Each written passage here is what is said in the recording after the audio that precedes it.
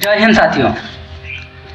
आज हम बात करेंगे 15 अगस्त 1947 की उस ऐतिहासिक दिन के बारे में जब भारत इंग्रज की 200 साल की गुलामी से आज़ाद हुई।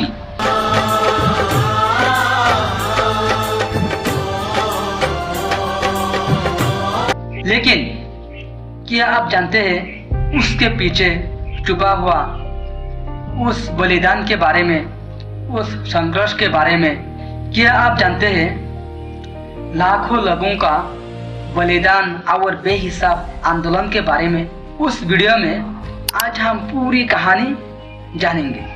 जय हिंद साथियों। इंग्रज भारत में कैसे आई और भारत गुलाम कैसे बना और आज़ादी के आंदोलन किस तरह शुरू हुआ और भारत टुकड़ा टुकड़ा कैसे हुआ।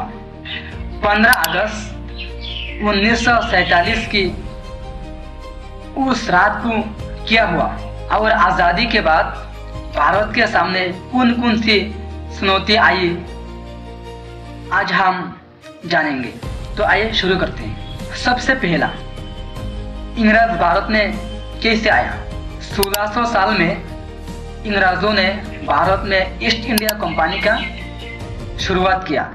उनका उद्देश्य भारत में व्यापार करना था, जैसा कि मसाला, कपड़ा वगैरह उन चीज़ों का। और उसके बाद इंग्रजों ने भारत में आहिस्ता आहिस्ता कब्जा करना शुरू किया और दंगा फैलाना शुरू कर दिया।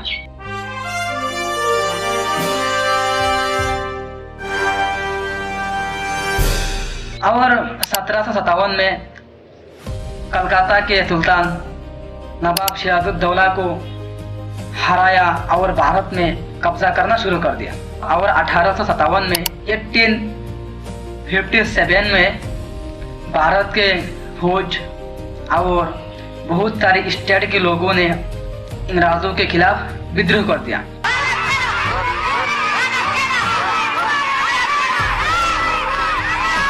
उस विद्रोह में मंगल पांडे, रानी लक्ष्मीबाई, बेगम हजरत महल, उन जैसे लोगों ने उस विद्रोह का शुरुआत किया। यह कामयाब नहीं हुआ, लेकिन इंग्रजों को अंदर से हिला दिया था। उसके बावजूद 1858 को इंग्रजों ने भारत में इंग्रज का हुकूमत शुरू कर दिया। 1885 में भारतीय जातीय कांग्रेस का स्थापना हुआ और 1919 को जालियांवाला बाग की हत्याकांड ने पूरा भारत को हिला दिया था, अंदर से हिला दिया था। इतना बड़ा हत्याकांड हुआ था। उसके बाद महात्मा गांधी के नेतृत्व में बहुत सारी आंदोलन हुआ। दूसरी तरफ भगत सिंह ने भी आंदोलन शुरू किया। भगत के साथ मैं जाऊंगा। अंग्रेजी बोलनी पड़ेगी, बैठ जा। भगत जो कुछ भी अंग्रेजी में लिख के देगा उसको अच्छी तरह से याद करके बोल दूंगा। हमेशा ये मरने के लिए इतना उतावला क्यों रहता है? बस एक बार देश के लिए मर जाऊं, फिर चैन से जीता रहूंगा। उसके साथ साथ नेताजी सुभाष चंद्र बोस ने भी आजाद हिंद फौज बनाया और लड़ाई करना शुरू किया इंग्रज के खिलाफ।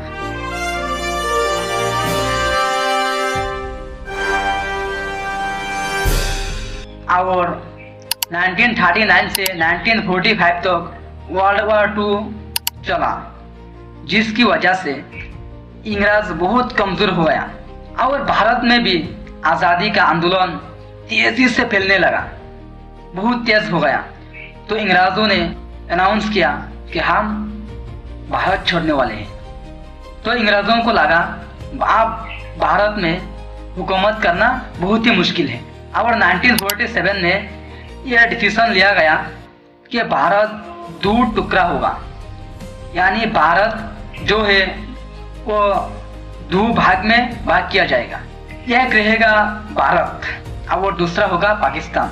14 अगस्त 1947 को पाकिस्तान बना और 15 अगस्त 1947 को भारत पूरी तरह से आज़ाद हुआ। सिर्फ यही नहीं, भारत पाकिस्तान की विभाजन के बाद लाखों लोगों ने अपने घर छोड़े और बहुत ज्यादा हिंसा हुआ।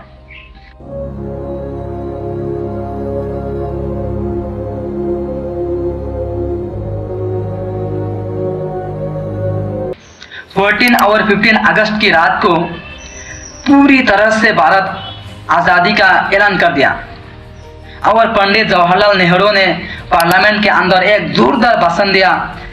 At the stroke of the midnight hour, when the world sleeps, India will awake to life and freedom.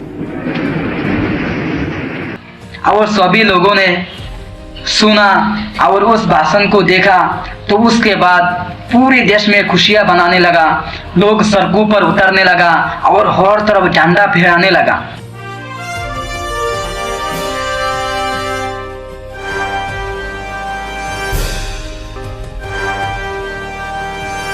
और आजादी के बाद भारत के सामने बहुत सारी चैलेंज थी, जैसा कि सरकार का मजबूत रखना, भारत में डेमोक्रेसी लाना और आर्थिक व्यवस्था, एजुकेशन और हेल्थ व्यवस्था को मजबूत करना, उन सब का सुधारना, ये सारे चुनौती भारत के सामने थी।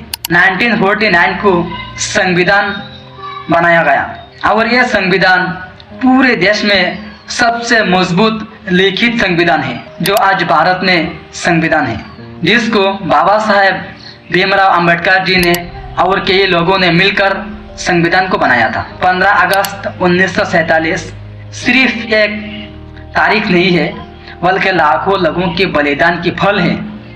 उस दिन हमें उन सब फ्रीडम फाइटर्स को सलाम करना चाहिए जिन्होंने सब कुछ छोड़ के, सब कुछ कुर्बान करके हमारे देश को आज़ादी दिलाई, हमें डेमोक्रेसी दिलाई।